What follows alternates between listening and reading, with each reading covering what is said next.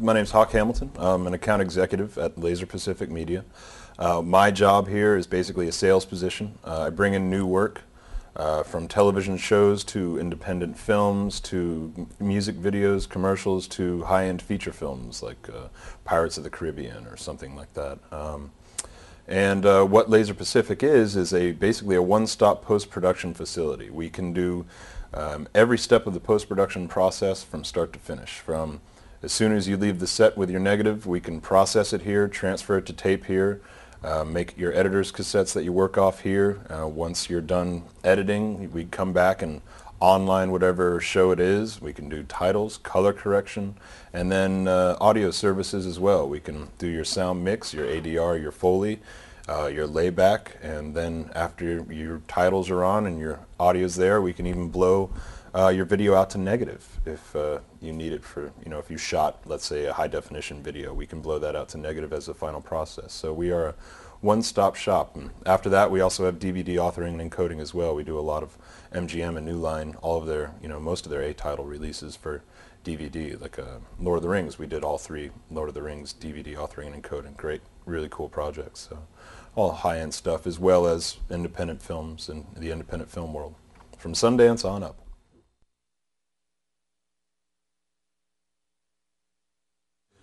Basically, it's close to 250 employees.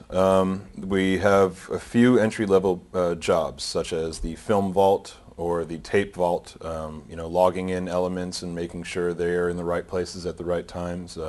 2 drivers. We have a driver during the day shift and a driver for the night shift, and reception. There's always a receptionist here 24 hours a day, 7 days a week. And another entry-level position would be a PCM operator, which is a low-level audio job, which is basically a skilled job, but it's considered entry-level. And from there, you can work your way up within the company, like I did, to an editor or a telecine operator, which transfers film to tape, or a colorist, or a sound engineer, or a DVD authoring and encoding. It's basically limitless. About 10% of the company are musicians that just never made it big. I have people in the company that are out of film school, and this is what they wanted to do their entire life. We have people in the company that wanted to make films in production, be directors or directors of photography, but they got there, didn't like it, and wanted to stay in the business and moved over to post-production. It's a bunch of people. We have 2 stand-up comedians. We've got, we used to have an Olympic archer. So it's a lot of people in there that, they love the work and stayed with it, but, they come from all over. It's like it's a huge melting pot of people. You can't just say most people here wanted to do this or came from film school or whatever. They came from everywhere. Anything in the post-production world, LaserPacific has, and you can become just by getting an entry-level job here. So getting your foot in the door is the first step.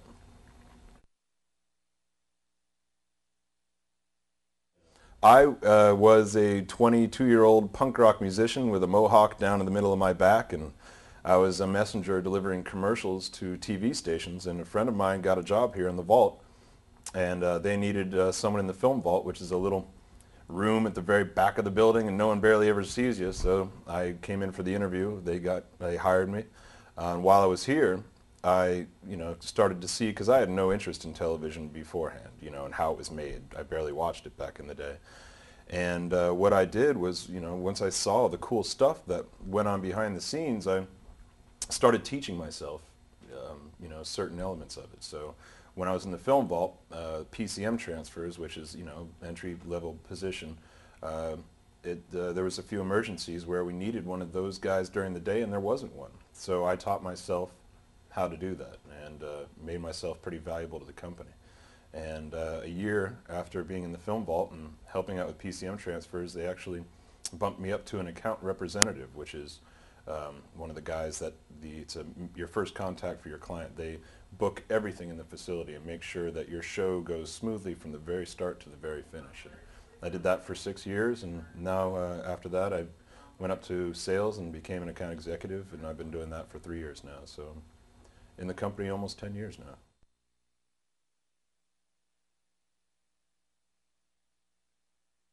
We have 6 Emmy Awards. all of them for technical achievements.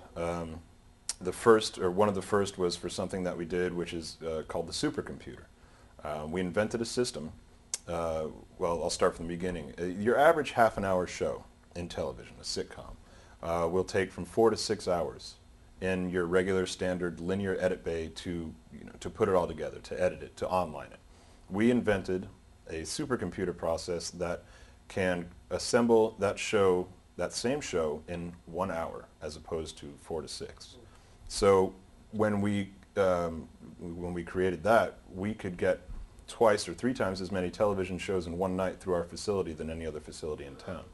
And when you're a producer, you want to go somewhere where, I need it done tonight, and it gets done. LaserPacific became that facility, and we got an Emmy Award for that.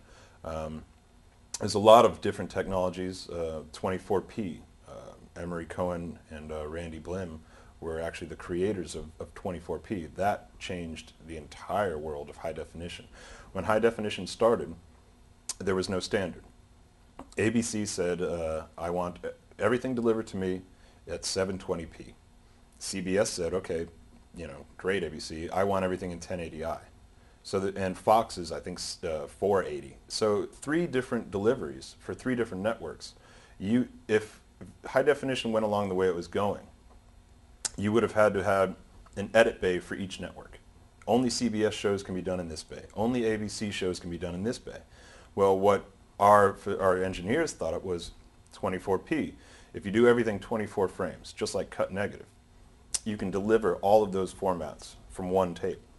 So it basically changed the way the world thought. We went to Sony and 11 other manufacturers of equipment, and they thought it was a great idea. And all of them created, made 24p happen, but it was our idea. So there's we're always one step ahead of where we should be. And that's why we've been around for 20 years. We just had our 20th anniversary. So always thinking ahead. I know I'm using a lot of big words in the post-production. Doing it every day, they all make sense, like digital intermediate or 24p or high definition. There's some really cool websites out there if you want to learn more about them, even just a general discussion in chat rooms with them. There's a great website I found called How Things Work. They'll teach you how to make a Molotov cocktail to how high definition works. You can go there, and if you just click on the internet on a search file and type in high definition, there are more and more sites now just dedicated to it because it's becoming the way things work. In post-production, there's barely any standard definition work for television right now. It's almost all high definition. That's coming through here anyway. So besides going to a school for it, the internet is a really, really good way to study up on it. In fact, I learned more and more stuff off the internet than just as much as working here. So it's pretty cool.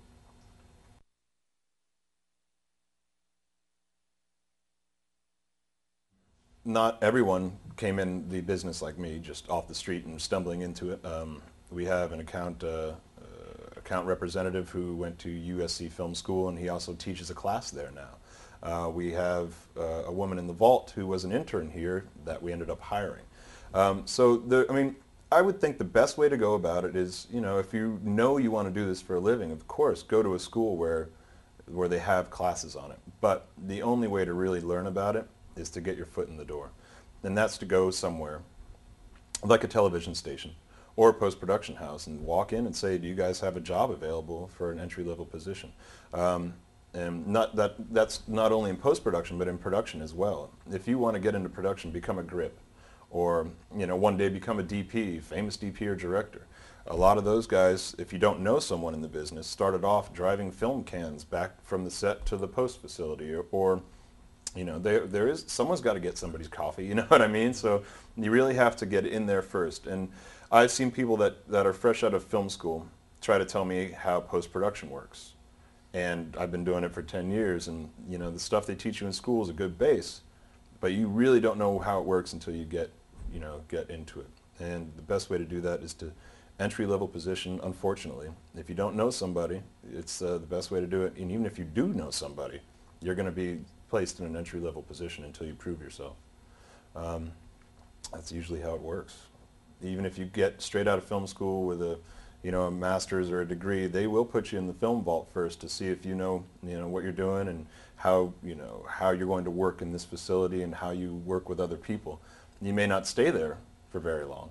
We had somebody that got a job here and was in the or the tape vault for 2 weeks, and then they became account representative after 2 weeks. They just showed that they were way too evolved for the tape vault, but they still started there. When I came up from the film vault, I got thrown into this room with 12 other people, and they said, go at it. And you just learn, listen, and it takes about 4 or 5 months, especially when I was a rookie. It took me 4 or 5 months to really know what the hell was going on. I mean, really, I was just thrown in there, and it was like, what do you mean make a work order? What's a work order? I'm in the film vault.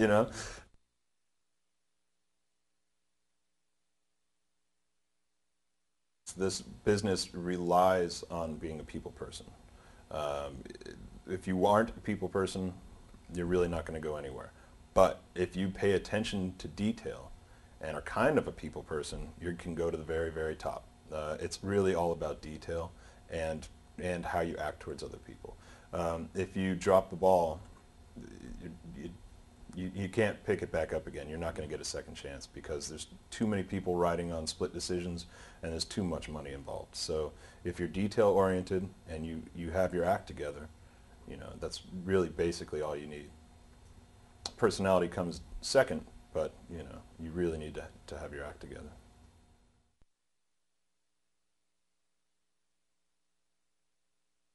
Well, the client, they can never be wrong.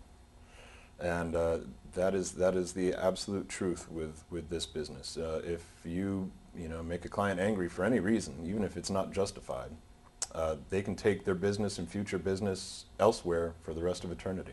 And they can also tell their friends who might happen to be producers, don't go there.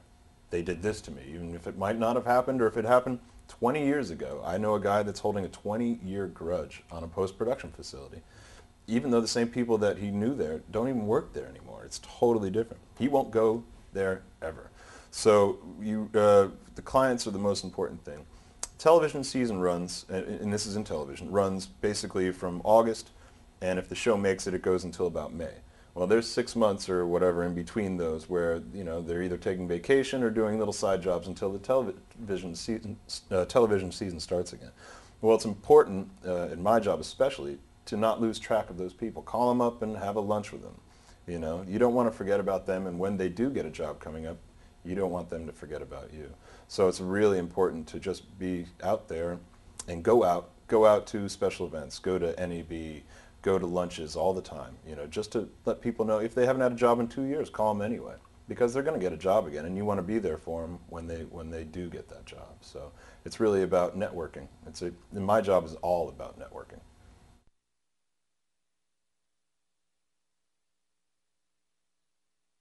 I actually like the clients that need their handhelds more. When you have clients that feel they know everything, especially if they've worked in other facilities, we might do it a little differently here, and they have a habit of telling us, no, no, no, no, no, this is how it works. And then we have to try to get them to the LaserPacific way of thinking, is like, but this is how we do it. So the ones you have to hold their hands, it's kind of fun because you get to teach them our end of it, from the beginning up. And then by the end of that television season, they're like, they can't thank you enough because now they can go anywhere. And they know much more about, the ways of post and the ways of high definition than they did coming in, even though they were supposed to be the ones that knew it all. So there's a lot of people in production, associate producers especially. They spend most of their time, if not all of it, in production, at the sound mix or on the stage, on the set, and then they just leave, post happens. They leave it to us. So when you get an associate producer that's, pretty fresh and pretty new, it's really cool to teach them how things work because they're just, they're making the TV show. They're worried about their actors and their scripts. Post-production is the whole other end of it. So, there's a lot they need to learn too, and it's fun teaching them. Competition is very fierce. There are Hollywood, especially, is the land of post-production, and there's battles between post houses, especially what we call pilot season. Every year, the networks approve about 100 scripts, And those are going to be the next TV shows for the next few years. You might even get the next Cheers, the next Frasier, the next Friends. Well, that's hot, So you want to get as many pilots as possible in your facility, and they all happen at the same time.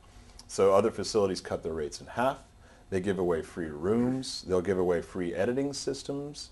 They'll give away free rentals. They'll give the farm away for that one period of 2 months, because if they do well on the pilot and they get that show, it could be an income for who knows how long. So it's really cutthroat around that time. And then when the television season starts up again, it's cutthroat again, because all the new shows that need a new home, we've got to go out there and prove that we're the right home for them. Same thing with feature films. Feature films are a little different though. Technology runs feature filmmaking. If you are the leaders in technology and you've proven it, and you have a staff that knows what they're doing, they know where to go. And LaserPacific has become that place. Television, it's dog eat dog, but you really need to have your act together as well. I mean, same technology applies for both.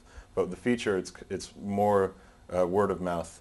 These guys know what they're doing. You've got to go here. They have the newest projectors. They have the newest transfer systems, and it's the place to be.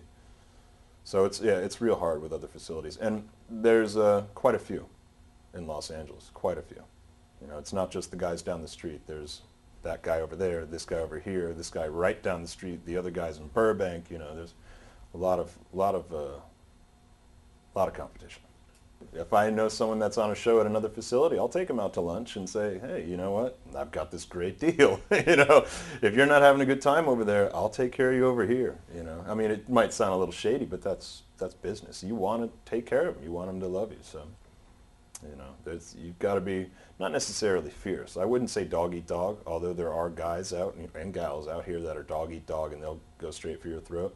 But it's not too tough being in my position at Laser, because we've been around for so many years and we've proven ourselves so many times that people, they want to be here. So I just like to continue to keep them happy while they're here.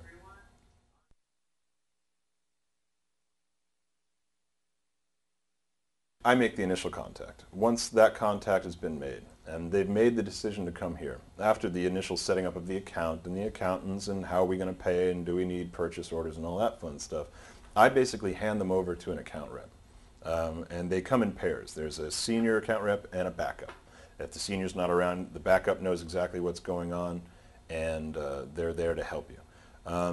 What they do is the client and them get together, and I'll be in it as well. We have a big meeting and go over what their schedule's going to be and how they're going to shoot and what process do they want to use in production and how our process, in post-production is going to occur, and maybe they should change this in production to help this out in post-production, and we'll go through that whole conversation. And then after that, it's really the account reps take that show, they book all of the edit sessions, all of the telecine transfers, all of the dubs, all of the dub orders, how the audio is going to be channeled, what gets delivered where, when it gets assembled, color corrected, titles, audio layback, optical sessions, blow-ups, the works for every show gets handled by these two people. And from there, for the whole entire season, that's their baby.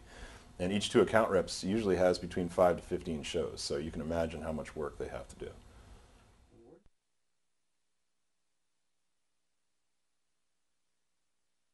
You have to be a go-getter to be anywhere in this business. There are people that, might have gotten the gig because they knew the high-up guy, but they don't last long because they don't want to. Or if they don't last long, it's because they didn't want to, I should say. You really, you really can't walk through this job. It won't work. You have to be into it. There's one of our account representatives was here for 26 hours. Didn't need to be. We have night crews that come in, and that's why they're there. But she was here for 26 hours handling one client, a feature film. And that's passion, because she's not getting paid for it. She's on salary, so that didn't matter, So yeah, I mean, she's going to go far because the boss saw that, called her crazy, drove her home in a cab and said, you're not driving, and then said, you know what, that's who I want high up in my company. If a position opens up, that's who I'm giving it to. The woman that spent 26 hours here, So yeah, I mean, you can get a job, but you're either going to lose it or stay where you are if you don't really care and really want. And I think that's true in any part of life, you know.